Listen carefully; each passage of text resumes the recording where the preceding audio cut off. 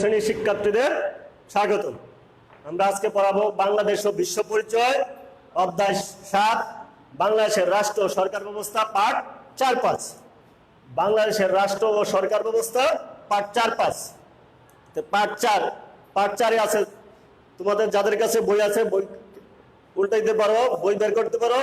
74 পৃষ্ঠা, বাংলাদেশের সংবিধানের প্রধান বৈশিষ্ট্য। বাংলাদেশের সংবিধানের প্রধান বৈশিষ্ট্য। এর আগে আমরা বলতে পারি সংবিধান হচ্ছে রাষ্ট্র পরিচালনার মূল দলিল। একটি নকশা দেখে যেমন ভবন বা ইমারত তৈরি করা হয়, তেমনি সংবিধান অনুযায়ী রাষ্ট্র পরিচালিত। একটি দেশের সংবিধান অনুযায়ী রাষ্ট্র পরিচালিত হয়। সরকার কি ধরনের হবে, নাগরিক হিসাবে আমরা কি কি সুবিধা ভোগ করব, সরকারের বিভিন্ন বিভাগকে কি ক্ষমতা ভোগ করবে, তা সবই লিপিবদ্ধ থাকে কোথায়? সংবিধান। সংবিধান হচ্ছে রাষ্ট্র পরিচালনার মূল দলিল। একটি ভবন বা ইমারত যেমন নকশা দেখে তৈরি করা হয়, তেমনি রাষ্ট্র পরিচালিত হয় সংবিধানে উল্লেখিত নীতিমালার ভিত্তিতে। সরকার কি ধরনের হবে, নাগরিক হিসাবে আমরা কি কি সুবিধা ভোগ করব, এবং রাষ্ট্রের বিভিন্ন অঙ্গ, সরকারের বিভিন্ন অঙ্গ কে কি ক্ষমতা ভোগ করবে, তার সবই লিপিবদ্ধ থাকে সংবিধানে। বাংলাদেশের সংবিধান রচনার ইতিহাস। বাংলাদেশের যে সংবিধান, এই সংবিধান রচনার ইতিহাস। বঙ্গবন্ধু শেখ মুজিবুর রহমান 1971 সালে 26শে মার্চ বাংলাদেশের স্বাধীনতা ঘোষণা করেন এবং 9 মাস রক্তক্ষয়ী যুদ্ধের বিনিময়ে 1971 সালে 16 ডিসেম্বর বিজয় অর্জন করে। 1972 সালে 10 এপ্রিল গণপরিষদের প্রথম অধিবেশন বসে। 1972 সালে 10 এপ্রিল গণপরিষদের প্রথম অধিবেশনে ডক্টর কামাল হোসেনকে সভাপতি করে সংবিধান প্রণয়ন কমিটি গঠিত হয়। 1972 সালে 10 এপ্রিল গণপরিষদের প্রথম অধিবেশনে ডক্টর কামাল হোসেনকে সভাপতি করে সংবিধান প্রণয়ন কমিটি গঠন করা হয়। এই সংবিধান প্রণয়ন কমিটি মাত্র 6 মাসের মাথায় খসড়া সংবিধান জাতীয় সংসদে পেশ করে এবং 1972 সালের 30শে অক্টোবর এটি জাতীয় সংসদে গণপরিষদে আলোচিত হয়। 1972 সালের 30শে অক্টোবর গণপরিষদে আলোচিত হয় এবং ওই বছরের 1972 সালের 4 নভেম্বর এটি গৃহীত হয়, জাতীয় গণপরিষদ কর্তৃক গৃহীত হয় এবং 1972 সালের 16 ডিসেম্বর থেকে কার্যকর হয়। তাহলে বাংলাদেশের সংবিধান রচনার ইতিহাসটা এরকম। 1971 সালে 26শে মার্চ জাতির জনক বঙ্গবন্ধু শেখ মুজিবুর রহমান বাংলাদেশের স্বাধীনতা ঘোষণা করেন এবং 9 মাস রক্তক্ষয়ী যুদ্ধের বিনিময়ে 1971 সালে 16 ডিসেম্বর বাংলাদেশ স্বাধীনতা লাভ করে। স্বাধীনতা লাভের পর 1972 সালে 10 এপ্রিল গণপরিষদের প্রথম অধিবেশন বসে। এই গণপরিষদের প্রথম অধিবেশনে বঙ্গবন্ধু শেখ মুজিবুর রহমান ডক্টর কামাল হোসেনকে সভাপতি করে সংবিধান প্রণয়ন কমিটি গঠন করে। এই সংবিধান প্রণয়ন কমিটি মাত্র 6 মাসের মাথায় গণপরিষদে খসড়া সংবিধান পেশ করে এবং 30শে অক্টোবর 1972 এটি জাতীয় গণপরিষদে আলোচিত হয় এবং ওই বছরের 1972 সালের 4 নভেম্বর এটি গণপরিষদ কর্তৃক গৃহীত হয় এবং 1972 সালের 16 ডিসেম্বর থেকে এই সংবিধান কার্যকর হয়। জাতির জনক বঙ্গবন্ধু শেখ মুজিবুর রহমানের মতে এই সংবিধান লিখিত হয়েছে লাখো শহীদের রক্তের অক্ষরে। জাতির জনক বঙ্গবন্ধু শেখ মুজিবুর রহমানের মতে এই সংবিধান লিখিত হয়েছে লাখো শহীদের রক্তের অক্ষরে। তাই এটি আমাদের সবার জন্য একটি পবিত্র দলিল। জাতির জনক বঙ্গবন্ধু শেখ মুজিবুর রহমানের মতে এই সংবিধান লিখিত হয়েছে লাখো শহীদের রক্তের অক্ষরে, তাই এটি আমাদের জন্য একটি পবিত্র দলিল। সংবিধান কোনো অপরিবর্তনশীল বিষয় নয়। সময়ের প্রয়োজনে এটি পরিবর্তিত এবং সংশোধিত হতে পারে। সংবিধান কোনো অপরিবর্তনশীল বিষয় নয়, সময়ের প্রয়োজনে এটি পরিবর্তিত এবং সংশোধিত হতে পারে। এ পর্যন্ত এই সংবিধান, আমাদের যে সংবিধান, এই পর্যন্ত 17 বার সংশোধিত হয়েছে। আমাদের যে সংবিধান এই পর্যন্ত 17 বার সংশোধিত হয়েছে। সংবিধানের সর্বশেষ সংশোধনী সংবিধানের সপ্তদশ সংশোধনী গৃহীত হয় 8 জুলাই 2018। সংবিধানের সর্বশেষ সংশোধনী সপ্তদশ সংশোধনী জাতীয় সংসদে পাশ হয় 2018 সালের 8 জুলাই 2018। সংবিধানের সর্বশেষ সপ্তদশ সংশোধনী জাতীয় সংসদে পাশ হয় 8 জুলাই 2018। তাহলে সংবিধান এই পর্যন্ত কতবার সংশোধিত হয়েছে? 17 বার। সংবিধান সংশোধিত হয়েছে 17 বার। সর্বশেষ সংশোধনী পাশ হয় 8 জুলাই 2018। সর্বশেষ সংশোধনী পাশ হয় 8 জুলাই 2018। কত তারিখে সংবিধান প্রণয়ন কমিটি গঠিত হয়? 1972 সালে গণপরিষদের প্রথম অধিবেশনে 10 এপ্রিল 1972। 10 এপ্রিল 1972 গণপরিষদের প্রথম অধিবেশনে সংবিধান প্রণয়ন কমিটি গঠন করা হয়। সংবিধান প্রণয়ন কমিটির সভাপতি ছিলেন ডক্টর কামাল হোসেন। সংবিধান প্রণয়ন কমিটির সভাপতি ছিলেন ডক্টর কামাল হোসেন। কতদিনের মধ্যে এই সংবিধান প্রণয়ন কমিটি খসড়া সংবিধান গণপরিষদে পেশ করে? 6 মাসের মধ্যে। 6 মাসের মধ্যে সংবিধান প্রণয়ন কমিটি খসড়া সংবিধান গণপরিষদে পেশ করে। কত তারিখে এই খসড়া সংবিধান গণপরিষদে আলোচিত হয়? 30 অক্টোবর 1972। 30 অক্টোবর 1972 খসড়া সংবিধান গণপরিষদে আলোচিত হয়। এবং বাংলাদেশের এই সংবিধান কত তারিখে গৃহীত হয়? 1972 সালের 4 নভেম্বর এটি গৃহীত হয় এবং কার্যকর হয় 1972 সালে 16 ডিসেম্বর। 1972 সালে 16 ডিসেম্বর। সংবিধান এই পর্যন্ত 17 বার সংশোধিত হয়েছে। সর্বশেষ সংশোধনী সপ্তদশ জাতীয় সংসদে পাশ হয় 8 জুলাই 2018। 8 জুলাই 2018। তা আমাদের সংবিধানের প্রধান বৈশিষ্ট্যসমূহ, বাংলাদেশের সংবিধানের প্রধান বৈশিষ্ট্যসমূহ খেয়াল করো। বাংলাদেশের সংবিধানের প্রধান বৈশিষ্ট্যসমূহ। তাহলে বাংলাদেশের সংবিধানের প্রধান বৈশিষ্ট্য হচ্ছে গণপ্রজাতন্ত্রী সরকার। বাংলাদেশের সংবিধানের প্রধান বৈশিষ্ট্য হচ্ছে গণপ্রজাতন্ত্রী সরকার। বাংলাদেশ একটি স্বাধীন ও সার্বভৌম গণপ্রজাতন্ত্রী রাষ্ট্র হিসাবে গণপ্রজাতন্ত্রী সরকার। বাংলাদেশ একটি স্বাধীন সার্বভৌম গণপ্রজাতন্ত্রী রাষ্ট্র হিসাবে পরিচিত হবে। বাংলাদেশ একটি স্বাধীন সার্বভৌম গণপ্রজাতন্ত্রী রাষ্ট্র হিসাবে পরিচিত হবে। বাংলাদেশের সংবিধানের প্রধান বৈশিষ্ট্য 1 নম্বর বৈশিষ্ট্য হচ্ছে গণপ্রজাতন্ত্রী সরকার। ব্যাখ্যা আমরা কি বলতে পারি? বাংলাদেশ একটি স্বাধীন ও সার্বভৌম গণপ্রজাতন্ত্রী রাষ্ট্র হিসাবে পরিচিত হবে। দ্বিতীয় বৈশিষ্ট্য হচ্ছে সংসদীয় পদ্ধতির সরকার। সংসদীয় পদ্ধতির সরকার। বাংলাদেশে মন্ত্রিপরিষদ শাসিত। বাংলাদেশে মন্ত্রিপরিষদ তথা সংসদীয় পদ্ধতির সরকার থাকবে। বাংলাদেশে মন্ত্রিপরিষদ তথা সংসদীয় পদ্ধতির সরকার থাকবে। এই পদ্ধতিতে প্রধানত প্রধানমন্ত্রীর সর্বময় ক্ষমতার প্রকৃত ক্ষমতা থাকবে কার হাতে? প্রধানমন্ত্রীর হাতে। সংসদীয় পদ্ধতির সরকার থাকবে এবং সংসদীয় পদ্ধতির সরকার ব্যবস্থায় প্রধানমন্ত্রীর হাতে প্রকৃত ক্ষমতা ন্যস্ত থাকবে। তাহলে 1 নম্বর বৈশিষ্ট্য হচ্ছে গণপ্রজাতন্ত্রী সরকার। 2 নম্বর হচ্ছে সংসদীয় পদ্ধতির সরকার। বাংলাদেশ কি সংসদীয় পদ্ধতি বা মন্ত্রিপরিষদ শাসিত সরকার ব্যবস্থা বিদ্যমান। এখানে প্রকৃত ক্ষমতা ন্যস্ত থাকে প্রধানমন্ত্রীর হাতে। 3 নম্বর বৈশিষ্ট্য লিখিত সংবিধান। লিখিত সংবিধান। বাংলাদেশের সংবিধান একটি লিখিত সংবিধান। বাংলাদেশের সংবিধান একটি লিখিত সংবিধান। এই সংবিধান 11টি ভাগে বিভক্ত। বাংলাদেশের সংবিধান একটি লিখিত সংবিধান। এই সংবিধান 11টি ভাগে বিভক্ত। এর 153টি অনুচ্ছেদ এবং একটি প্রস্তাবনা রয়েছে। তাহলে বাংলাদেশের সংবিধান একটি লিখিত সংবিধান। এটি 11টি ভাগে বিভক্ত, 153টি অনুচ্ছেদ এবং একটি প্রস্তাবনা রয়েছে। বাংলাদেশের সংবিধানের 3 নম্বর বৈশিষ্ট্য হচ্ছে লিখিত সংবিধান। বাংলাদেশের সংবিধান একটি লিখিত সংবিধান। এর 11টি ভাগে বিভক্ত, 153টি অনুচ্ছেদ এবং একটি প্রস্তাবনা রয়েছে। 4 নম্বর বৈশিষ্ট্য দেখো। 4 নম্বর বৈশিষ্ট্য রাষ্ট্রীয় মূলনীতি। রাষ্ট্রীয় মূলনীতি। সংবিধানে রাষ্ট্র পরিচালনার বাংলাদেশের সংবিধানে রাষ্ট্র পরিচালনার জন্য 4টি মূলনীতি নির্ধারণ করা হয়েছে। রাষ্ট্র পরিচালনার জন্য 4টি মূলনীতি নির্ধারণ করা হয়েছে।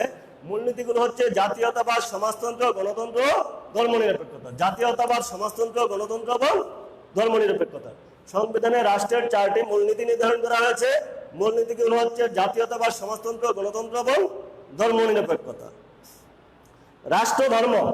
5 নম্বর বৈশিষ্ট্য হচ্ছে রাষ্ট্রধর্ম। রাষ্ট্রধর্ম সংবিধানে ইসলামকে রাষ্ট্রধর্ম হিসাবে সংবিধানে ইসলামকে রাষ্ট্রধর্ম হিসাবে স্বীকৃতি দেওয়া হয়েছে। সংবিধানে ইসলামকে রাষ্ট্রধর্ম হিসাবে স্বীকৃতি দেওয়া হয়েছে। সেই সাথে হিন্দু, বুদ্ধ, খ্রিস্টান এবং অন্যান্য ধর্ম ও ধর্মের অনুসারীদের সমান মর্যাদা এবং অধিকার রক্ষার বিষয়টি নিশ্চয়তা প্রদান করা হয়েছে। সংবিধানে ইসলামকে রাষ্ট্রধর্ম হিসাবে স্বীকৃতি প্রদান করা হয়েছে এবং সেই সাথে হিন্দু, বুদ্ধ, খ্রিস্টান এবং অন্যান্য ধর্মের অনুসারীদের সমান মর্যাদা এবং অধিকার রক্ষার বিষয়টির নিশ্চয়তা প্রদান করা হয়েছে। তো 4 নম্বর বৈশিষ্ট্য হচ্ছে 5 নম্বর বৈশিষ্ট্য হচ্ছে রাষ্ট্রধর্ম। সংবিধানে ইসলামকে রাষ্ট্রধর্ম হিসাবে স্বীকৃতি দেওয়া হয়েছে। সেই সাথে অন্যান্য ধর্ম যেগুলো আছে হিন্দু ধর্ম, বুদ্ধ, খ্রিস্টান এবং অন্যান্য ধর্মের অনুসারীদের সমান মর্যাদা এবং অধিকার রক্ষার বিষয়টি নিশ্চয়তা প্রদান করা হয়েছে। জাতি ও জাতীয়তা। 6 নম্বর বৈশিষ্ট্য হচ্ছে জাতি ও জাতীয়তা। বাংলাদেশে আমরা জানি কি কিছু ক্ষুদ্র নৃগোষ্ঠীর লোক বসবাস করে। এই ক্ষুদ্র নৃগোষ্ঠী বাদে বাংলাদেশের সকল জনগণ বাঙালি নামে পরিচিত হবে। ক্ষুদ্র নৃগোষ্ঠী বাদে জাতি হিসেবে বাংলাদেশের সকল জনগণ বাঙালি নামে পরিচিত হবে এবং বাংলাদেশের নাগরিকদের পরিচয় হবে বাংলাদেশি। ক্ষুদ্র নৃগোষ্ঠী বাদে জাতি হিসেবে বাংলাদেশের সকল নাগরিক বাঙালি হিসেবে পরিচিত হবে এবং বাংলাদেশের নাগরিকদের পরিচয় হবে বাংলাদেশি। ক্ষুদ্র নৃগোষ্ঠী বাদে জাতি হিসাবে বাংলাদেশের সকল জনগণ বাঙালি হিসেবে পরিচিত হবে এবং বাংলাদেশের নাগরিকদের পরিচয় হবে বাংলাদেশ। এক কেন্দ্রিক সরকার। 7 নম্বর বৈশিষ্ট্য হচ্ছে এক কেন্দ্রিক সরকার। দেশে এক কেন্দ্রিক শাসন ব্যবস্থা প্রবর্তিত থাকবে। এক কেন্দ্রিক শাসন ব্যবস্থা হবে। বাংলাদেশ কি এক কেন্দ্রিক সরকার, কেন্দ্র থেকেই শাসন কার্যক্রম পরিচালিত হয়। তাহলে এটা একটা বৈশিষ্ট্য। 7 নম্বর বৈশিষ্ট্য হচ্ছে এক কেন্দ্রিক সরকার। দেশে এক কেন্দ্রিক শাসন ব্যবস্থা প্রবর্তিত থাকবে। 8 নম্বর বৈশিষ্ট্য এক কক্ষ বিশিষ্ট আইনসভা। 8 নম্বর বৈশিষ্ট্য হচ্ছে এক কক্ষ বিশিষ্ট আইনসভা। সংবিধানে এক কক্ষ বিশিষ্ট আইনসভার ব্যবস্থা রাখা হয়েছে। সংবিধানে এক কক্ষ বিশিষ্ট আইনসভার ব্যবস্থা রাখা হয়েছে। প্রত্যক্ষ নির্বাচনের মাধ্যমে নির্বাচিত 300 জন সংসদ সদস্য। প্রত্যক্ষ নির্বাচনের মাধ্যমে নির্বাচিত 300 জন সংসদ সদস্য এবং তাদের দ্বারা নির্বাচিত পরোক্ষ পদ্ধতিতে 50 জন মহিলা সংসদ সদস্য নিয়ে এই আইনসভা গঠিত। এক কক্ষ বিশিষ্ট আইনসভার সংবিধানে এক কক্ষ বিশিষ্ট আইনসভার ব্যবস্থা রাখা হয়েছে। জনগণের প্রত্যক্ষ ভোটের মাধ্যমে প্রত্যক্ষ নির্বাচনের মাধ্যমে 300টি নির্বাচনী এলাকা থেকে 300 জন সংসদ সদস্য এবং তাদের দ্বারা নির্বাচিত 50 জন সংরক্ষিত আসনে মহিলা সদস্য নিয়ে এই আইনসভা গঠিত হয়। 9 নম্বর বৈশিষ্ট্য খেয়াল করো, মৌলিক অধিকার। 9 নম্বর বৈশিষ্ট্য মৌলিক অধিকার। সংবিধানে নাগরিকদের মৌলিক অধিকার ও তার সংরক্ষণের নিশ্চয়তা প্রদান করা হয়েছে। সংবিধানে নাগরিকদের মৌলিক অধিকার ও তার সংরক্ষণের নিশ্চয়তা প্রদান করা হয়েছে। 9 নম্বর বৈশিষ্ট্য হচ্ছে মৌলিক অধিকার। সংবিধানে নাগরিকদের মৌলিক অধিকার ও তার সংরক্ষণের নিশ্চয়তা প্রদান করা হয়েছে। জনগণের সার্বভৌমত্ব। 10 নম্বর বৈশিষ্ট্য হচ্ছে জনগণের সার্বভৌমত্ব। জনগণের সার্বভৌমত্ব। সংবিধান অনুযায়ী রাষ্ট্রের সকল গণপ্রজাতন্ত্রী বাংলাদেশ সরকারের। সংবিধান অনুযায়ী রাষ্ট্রের সকল ক্ষমতার মালিক জনগণ এবং জনগণের পক্ষে নির্দিষ্ট কর্তৃপক্ষ এই ক্ষমতা প্রয়োগ করে। গণপ্রজাতন্ত্রী বাংলাদেশ রাষ্ট্রে জনগণই সকল ক্ষমতার মালিক এবং জনগণের পক্ষে একটা নির্দিষ্ট কর্তৃপক্ষ এই ক্ষমতা প্রয়োগ করে। 11 নম্বর বৈশিষ্ট্য দেখো, বিচার বিভাগের স্বাধীনতা। বিচার বিভাগের স্বাধীনতা। সংবিধানে বিচার বিভাগের স্বাধীনতার নিশ্চয়তা প্রদান করা হয়েছে। সংবিধানে বিচার বিভাগের স্বাধীনতার নিশ্চয়তা প্রদান করা হয়েছে। 12 নম্বর বৈশিষ্ট্য সার্বজনীন ভোটাধিকার। 12 নম্বর বৈশিষ্ট্য সর্বজনীন ভোটাধিকার।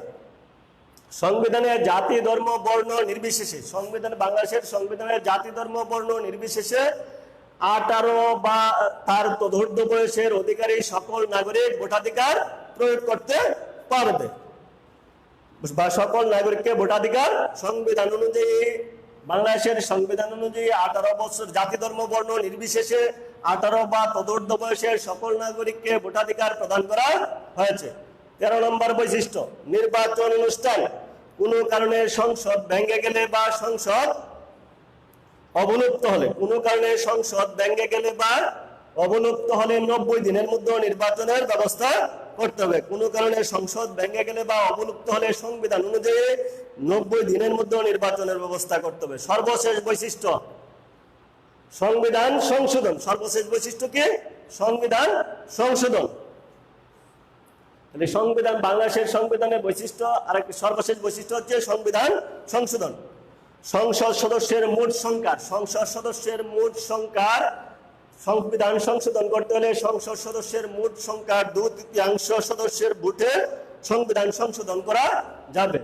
মোট সংসদ সদস্যের 2/3 ভোটে সংবিধান সংশোধন করা যাবে। তাহলে কটা বৈশিষ্ট্য বললাম আমরা? বাংলাদেশের সংবিধানের প্রধান বৈশিষ্ট্যের মধ্যে পড়লাম আমরা 14টি বৈশিষ্ট্য। প্রথম বৈশিষ্ট্য হচ্ছে গণপ্রজাতন্ত্রী সরকার। দ্বিতীয় বৈশিষ্ট্য আমরা পড়ছি সংসদীয় পদ্ধতির সরকার। 3 নম্বরে আমরা পড়লাম লিখিত সংবিধান। 4 নম্বরে রাষ্ট্রীয় মূলনীতি। 5 নম্বরে পড়লাম রাষ্ট্র ধর্ম। 6 নম্বরে পড়লাম জাতি ও জাতীয়তা, এক কেন্দ্রিক সরকার, এক কক্ষ বিশিষ্ট আইনসভা, মৌলিক অধিকার। 10 নম্বরে বললাম জনগণের সার্বভৌমত্ব। 11 নম্বরে বললাম বিচার বিভাগের স্বাধীনতা। 12 নম্বরে সর্বজনীন ভোটাধিকার। 13 নম্বরে বললাম নির্বাচন অনুষ্ঠান। 14 নম্বরে সংবিধান সংশোধন। তাহলে সংবিধান সংশোধন করতে হলে জাতীয় সংসদের কত সদস্যের মতামতের প্রয়োজন হয়? 2/3। সংবিধান সংশোধন করতে হলে জাতীয় সংসদের 2/3 ভোটের মতামতের প্রয়োজন হয়। ভোটাধিকার হতে হলে ভোটার হইতে হলে কত বছর বয়সের অধিকারী হইতে হয়? ন্যূনতম 18। ন্যূনতম যে কোনো জাতি ধর্ম বর্ণ নির্বিশেষে যে কোনো 18 বছর বা তদূর্ধ্ব বয়সের মানুষ তার ভোটাধিকার প্রয়োগ করতে পারবে, তাকে ভোটাধিকার ক্ষমতা প্রদান করা হয়েছে।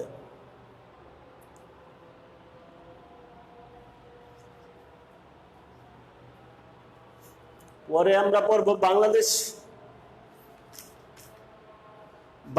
সরকারের বিভিন্ন অঙ্গ ও কাজ। বাংলাদেশ সরকারের বিভিন্ন অঙ্গ ও কাজ পার্ট 5 পড়ব। বাংলাদেশ সরকারের বিভিন্ন অঙ্গ ও কাজ। আমরা একটা ছবি লক্ষ্য করতেছি। বাংলাদেশ সরকারের বিভিন্ন অঙ্গ ও কাজ। তাহলে সরকার রাষ্ট্রের মূল চালিকা শক্তি। আমরা জানি কি সরকার রাষ্ট্রের মূল চালিকা শক্তি। এই সরকারের মাধ্যমে সরকার রাষ্ট্রের মূল চালিকা শক্তি। সরকারের মাধ্যমে রাষ্ট্র তার সমস্ত কার্যাবলী পরিচালনা করে বা সম্পাদন করে। সরকার রাষ্ট্রের মূল চালিকা শক্তি। সরকারের মাধ্যমে রাষ্ট্র তার সকল কাজ, যাবতীয় কাজ সম্পাদন করে। সরকার ছাড়া রাষ্ট্র চলতে পারে না। রাষ্ট্র পরিচালনার জন্য সরকার বিভিন্ন কাজ করে থাকে। যেমন নাগরিক হিসাবে আমাদের জন্য শিক্ষা, স্বাস্থ্য, নিরাপত্তার ব্যবস্থা করে। শিক্ষা, চিকিৎসা ও খাদ্য, শিক্ষা, চিকিৎসা ও নিরাপত্তার ব্যবস্থা করে। জনগণের অধিকার ও কল্যাণের জন্য আইন প্রণয়ন করে। কেউ সে আইন অমান্য করলে তার জন্য শাস্তির ব্যবস্থা করে। এ ধরনের আরো অনেক কাজ সরকার করে থাকে। এ ধরনের আরো অনেক কাজ আছে যা সরকার করে থাকে। সরকারের এই কাজগুলো সম্পাদনের জন্য কয়টি বিভাগ আছে? আমরা জানি সরকারের এই কাজগুলো সম্পাদনের জন্য, সরকারের এই সমস্ত কাজ সম্পাদনের জন্য সরকারের 3টি বিভাগ বা অঙ্গ রয়েছে। সরকারের 3টি বিভাগ বা অঙ্গ রয়েছে। এগুলো কি কি? আইন বিভাগ, শাসন বিভাগ, বিচার বিভাগ। সরকারের 3টি বিভাগ বা অঙ্গ রয়েছে। এগুলো হচ্ছে আইন বিভাগ, শাসন বিভাগ, বিচার বিভাগ। আইন বিভাগ, শাসন বিভাগ, বিচার বিভাগ। বইয়ে খেয়াল করো, প্রথম যে ছবিটা দেখা যায় আইন বিভাগের নিচে, এটার নাম কি? জাতীয় সংসদ। প্রথম যে ছবিটা লক্ষ্য করছি আমরা চিত্রে, প্রথম যে ছবিটা লক্ষ্য করছি, এটা কিসের? আইন বিভাগের জাতীয় সংসদের ছবি, বাংলাদেশের জাতীয় সংসদের ছবি। এটি কোথায় অবস্থিত? এই জাতীয় সংসদ কোথায় অবস্থিত? শেরেবাংলা নগরে অবস্থিত। জাতীয় সংসদে নির্বাচিত জনপ্রতিনিধিরা দেশ পরিচালনার জন্য প্রয়োজনীয় আইন প্রণয়ন এবং অন্যান্য নীতি নির্ধারণী সিদ্ধান্ত নেন। এই জাতীয় সংসদে নির্বাচিত জনপ্রতিনিধিরা দেশের জন্য প্রয়োজনীয় আইন প্রণয়ন এবং নীতি নির্ধারণী সিদ্ধান্ত গ্রহণ করেন। এটা হচ্ছে আইন বিভাগ। বাংলাদেশের আইনসভার নাম কি? জাতীয় সংসদ। 2 নম্বর যে ছবিটা দেখা যাচ্ছে, এটা কি? বাংলাদেশ সচিবালয়। বাংলাদেশ সচিবালয়। দ্বিতীয় ছবিটি বাংলাদেশ সচিবালয়। সংসদে যে সকল আইন প্রণয়ন করা হয়, জাতীয় সংসদে যে সকল আইন প্রণয়ন করা হয় সেই অনুযায়ী নীতি নির্ধারণ এবং সরকারের শাসন কাজ পরিচালনা করে এই বাংলাদেশ সচিবালয় বা শাসন বিভাগ। শেষের ছবিটি কি? Supreme court. শেষের ছবিটি আমরা যে লক্ষ্য করছি, এগুলো কি? সুপ্রিম কোর্টের ছবি। এটি বাংলাদেশের বিচার বিভাগের, সুপ্রিম কোর্ট হচ্ছে বাংলাদেশের বিচার বিভাগের সর্বোচ্চ স্তর। সুপ্রিম কোর্ট হচ্ছে বাংলাদেশের বিচার বিভাগের সর্বোচ্চ স্তর। আমরা আলোচনা করবো এই তিনটি বিভাগের, আইন বিভাগ, শাসন বিভাগ এবং বিচার বিভাগের রূপরেখা সম্পর্কে আমরা আলোচনা করবো। আইন বিভাগ, শাসন বিভাগ এবং বিচার বিভাগের রূপরেখা সম্পর্কে আলোচনা করব। আইন বিভাগ আমরা আগেই পড়ছি, বৈশিষ্ট্যের মধ্যে পড়ছি এক কক্ষ বিশিষ্ট আইনসভা। তাহলে বাংলাদেশের আইনসভা এক কক্ষ বিশিষ্ট। বাংলাদেশের আইনসভা এক কক্ষ বিশিষ্ট, এর নাম জাতীয় সংসদ। বাংলাদেশের আইনসভা এক কক্ষ বিশিষ্ট, এর নাম জাতীয় সংসদ। মোট 350 জন সদস্য নিয়ে এই আইনসভা গঠিত। বাংলাদেশের আইনসভা এক কক্ষ বিশিষ্ট, এর নাম জাতীয় সংসদ। মোট 350 জন সদস্য নিয়ে এই আইনসভা গঠিত। এর মধ্যে 300 জন সদস্য দেশের 300টি নির্বাচনী এলাকা থেকে। এর মধ্যে 350 জনের মধ্যে 300 জন সদস্য দেশের 300টি নির্বাচনী এলাকা থেকে জনগণের প্রত্যক্ষ ভোটের মাধ্যমে নির্বাচিত হয়ে থাকে। আর বাকি 50 জন সদস্য এই 300 জন সদস্যের ভোটে বা পরোক্ষ নির্বাচনের মাধ্যমে নির্বাচিত হয়ে থাকে। প্রত্যক্ষ ভোটে নির্বাচিত সদস্যদের দ্বারা, অর্থাৎ কি প্রত্যক্ষ ভোটে নির্বাচিত সদস্যদের দ্বারা এই সংরক্ষিত আসনের মহিলারা সদস্যরা নির্বাচিত হয়ে থাকে। তবে 300টি নির্বাচনী এলাকার যে কোনো আসনে, 300টি নির্বাচনী যে কোনো আসনে মহিলা সদস্যরা নির্বাচিত বা নির্বাচনে প্রতিদ্বন্দ্বিতা করতে পারবেন। জাতীয় সংসদের মেয়াদকাল আমরা জানি, জাতীয় সংসদের মেয়াদকাল 5 বছর। জাতীয় সংসদের বাংলাদেশ এক কক্ষ বিশিষ্ট আইনসভা, এর নাম জাতীয় সংসদ। এর মোট সদস্য সংখ্যা 350, এর মধ্যে 300 জন জনগণের প্রত্যক্ষ ভোটে নির্বাচিত, আর বাকি 50 জন সদস্য পরোক্ষ নির্বাচনের মাধ্যমে 300 জন সদস্যের মাধ্যমে নির্বাচিত হয়। জাতীয় সংসদের মেয়াদকাল 5 বছর। জাতীয় সংসদের কার্যক্রম পরিচালনার জন্য 300 জন সদস্যের ভোটে নির্বাচিত হন স্পিকার। স্পিকার জাতীয় সংসদের সভাপতির দায়িত্ব পালন করেন। আরেকজন থাকেন ডেপুটি স্পিকার। ডেপুটি স্পিকার সংসদ পরিচালনায় স্পিকারকে সহায়তা করেন এবং স্পিকারের অনুপস্থিতিতে জাতীয় সংসদে সভাপতির দায়িত্ব পালন করেন। স্পিকারের অনুপস্থিতিতে তিনি সংসদ অধিবেশনে সভাপতিত্ব করেন এবং এই দুইজনে, স্পিকার এবং ডেপুটি স্পিকার দুইজনেই কি এই 300 জন জাতীয় সংসদের সদস্যদের মাধ্যমে বা সদস্যের ভোটে নির্বাচিত হন। আইনসভা বা জাতীয় সংসদ রাষ্ট্রের সাধারণ আইন তৈরি এবং এই আইনসভার কাজ, আইনসভা কি আইনসভা সাধারণ আইন তৈরি এবং সংশোধন করে থাকে, আইন তৈরি এবং পরিবর্তন করে থাকে।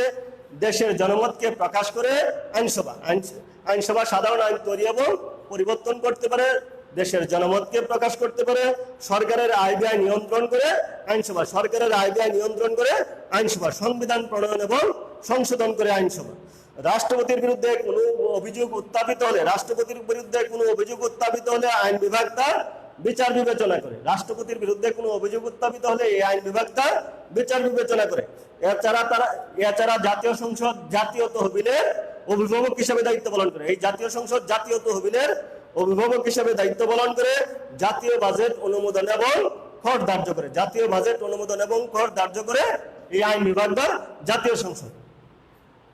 2 নম্বর অঙ্গকে শাসন বিভাগ। বাংলাদেশ সরকারের বিভিন্ন অঙ্গের মধ্যে আমরা আইন বিভাগ করলাম। 2 নম্বর অঙ্গ হচ্ছে শাসন বিভাগ। রাষ্ট্রের শাসন সংক্রান্ত কার্যাবলী পরিচালনার দায়িত্ব শাসন বিভাগের। রাষ্ট্রের শাসন সংক্রান্ত কার্যাবলী পরিচালনার দায়িত্ব শাসন বিভাগ। ব্যাপক অর্থে শাসন বিভাগ বলতে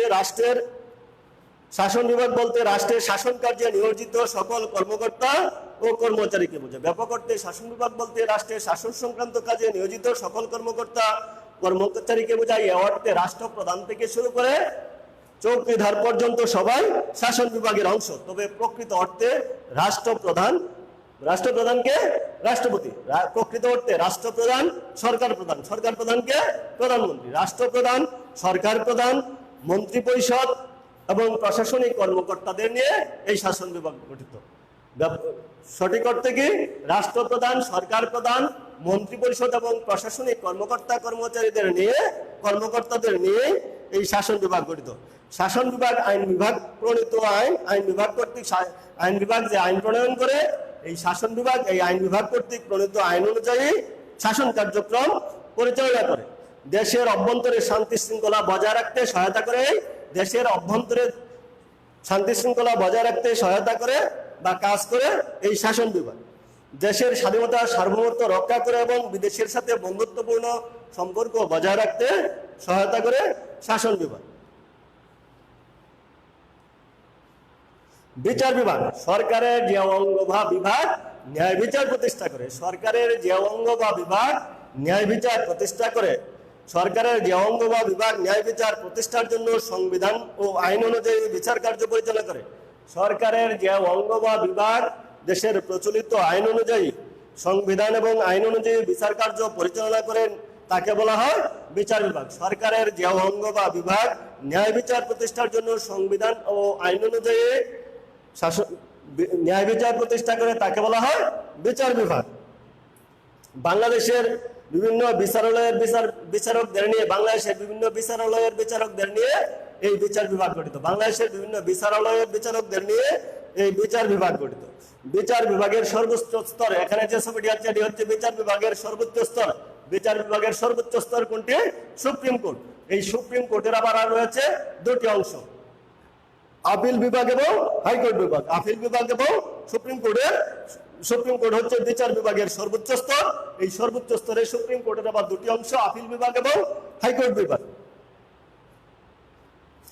এই বিচার বিভাগের প্রধানকে বলা হয় প্রধান বিচারপতি। বিচার বিভাগের প্রধানকে বলা হয় বাংলাদেশের প্রধান বিচারপতি। এই প্রধান বিচারপতিকে নিয়োগ দান করেন কে? রাষ্ট্রপতি। বিচার বিভাগের প্রধানকে বলা হয় প্রধান বিচারপতি। এই বাংলাদেশের প্রধান বিচারপতি বলা হয়, আর বাংলাদেশের রাষ্ট্রপতি তাকে নিয়োগ দেন। সুপ্রিম কোর্টের প্রধানকে বাংলাদেশের প্রধান বিচারপতি বলা হয় এবং রাষ্ট্রপতি তাকে নিয়োগ দান করেন। সুপ্রিম কোর্টের রয়েছে দুটি বিভাগ, আপিল বিভাগ এবং হাইকোর্ট বিভাগ। এই দুইটি বিভাগের যে অন্যান্য বিচারপতিগণ আছেন তাদেরও রাষ্ট্রপতি 5 বছরের জন্য নিযুক্ত করে থাকেন। বাংলাদেশের প্রধান বিচারপতির মেয়াদকাল 5 বছর। বাংলাদেশের প্রধান বিচারপতির মেয়াদকাল 5 বছর। দুষ্টের দমন, অপরাধের শাস্তি বিধান, ন্যায় বিচার প্রতিষ্ঠা এবং নাগরিকদের জীবনকে সুন্দর এবং সহজ করে তোলে বিচার বিভাগ। বিভিন্ন দেওয়ানি ও ফৌজদারি মামলা মোকদ্দমার মীমাংসামূলক রায় দেয়। বিভিন্ন দেওয়ানি এবং ফৌজদারি মামলা মোকদ্দমার মীমাংসামূলক রায় দেয় এই বিচার বিভাগ। সংবিধানের বিভিন্ন ধারা এবং আইনের ব্যাখ্যা প্রদান করে বিচার বিভাগ। দেশের সংবিধান এবং নাগরিক অধিকার রক্ষা করে এবং বিভিন্ন ধরনের তদন্তমূলক কাজ এই বিচার বিভাগ করে থাকে। উপরে আলোচনা থেকে আমরা বলতে পারি সরকারের প্রতিটি বিভাগের নিজস্ব কাজ এবং পরিধি রয়েছে। যেমন জাতীয় সংসদ বা আইন বিভাগের নিজস্ব কাজ রয়েছে, পরিধি রয়েছে। গঠন কার্যাবলী আলাদা, ঠিক শাসন বিভাগেরও নিজস্ব কাজ ও পরিধি আছে। আর বিভাগগুলো, সরকারের এই বিভাগ বা অঙ্গগুলো সেই অনুযায়ী বিভাগগুলো পরিচালিত হয়। সকল বিভাগের সম্মিলিত রূপই হচ্ছে তিনটি বিভাগের সম্মিলিত রূপই হচ্ছে সরকার। এবং সকল বিভাগের কাজ সরকারি কাজের অন্তর্ভুক্ত। সকল বিভাগের কাজ, আইন বিভাগ, শাসন বিভাগ এবং বিচার বিভাগের সকল কাজই কি সরকারি কাজের অন্তর্ভুক্ত। আমরা এই পাঠে কি পড়লাম? বাংলাদেশের সংবিধানের বৈশিষ্ট্য। বাংলাদেশের সংবিধানের বৈশিষ্ট্য আগে আমরা বললাম কি বাংলাদেশ সংবিধান রচনার ইতিহাস। 1971 সালে 26শে মার্চ বঙ্গবন্ধু শেখ মুজিবুর রহমান বাংলাদেশের স্বাধীনতা ঘোষণা করেন এবং 9 মাস রক্তক্ষয়ী যুদ্ধের মাধ্যমে 1971 সালে 16 ডিসেম্বর বিজয় অর্জিত হয়। 1972 সালে 10 এপ্রিল গণপরিষদের প্রথম অধিবেশনে ডক্টর কামাল হোসেনকে সভাপতি করে সংবিধান প্রণয়ন কমিটি গঠন করা হয়। এই সংবিধান প্রণয়ন কমিটি মাত্র 6 মাসের মধ্যে গণপরিষদে একটি খসড়া সংবিধান পেশ করে। 1972 সালে 30 অক্টোবর এটি গণপরিষদে আলোচিত হয় এবং 4 নভেম্বর এটি কি গৃহীত হয়। আমরা বললাম বাংলাদেশের সংবিধানের বৈশিষ্ট্য, 14টা বৈশিষ্ট্য বললাম বাংলাদেশের সংবিধানের বৈশিষ্ট্য সমূহ এবং বাংলাদেশের সরকারের বিভিন্ন অঙ্গ এবং কাজসমূহ। থ্যাংক ইউ, ধন্যবাদ সবাইকে।